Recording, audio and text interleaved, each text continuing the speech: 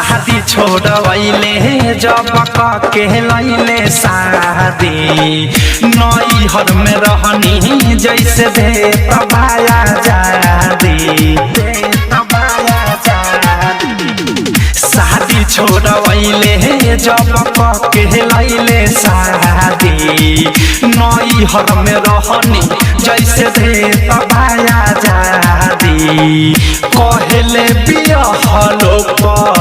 लहू का कुमार भातार कहे पेन्हला सखी सूट सलवार भातार कहे पेन्हला सखी सूट सलवार भातार कहे पेन्हला सखी पेन्हला सखी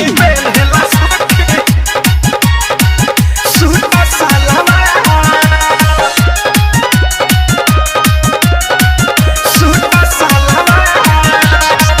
शादी किन के दिहले रहली महंगा महंगा माई सब खबाइन कर दोसर दिहले सब धरवाई दिहले सब धरवाई शादी किन के दिहले रहली महंगा महंगा माई सब खबाइन कर दोसर दिहले सब धरवाई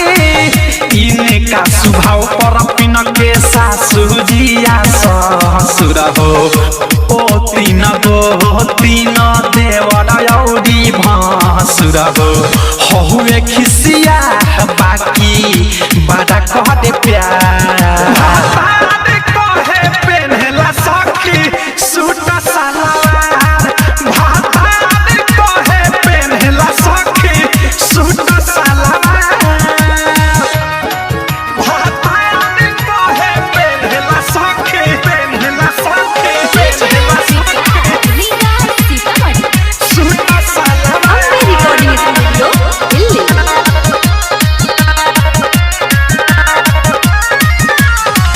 बॉडी के बनावट देखे पेन्हारे सटल सटल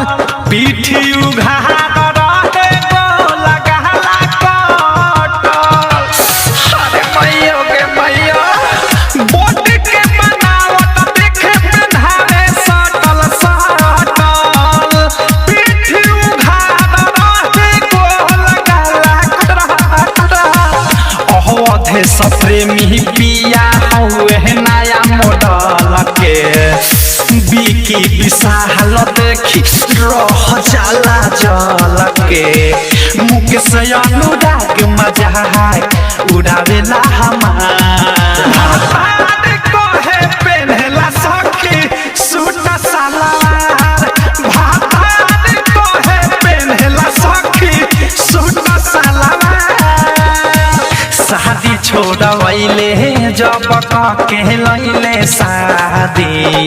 नई हर में रहनी जैसे दे तबाया जादी शादी छोड़वैले जब के लैले शादी नई हर में रहनी जैसे दे तबाया जादी कहले बियाहलो लहू का कुमार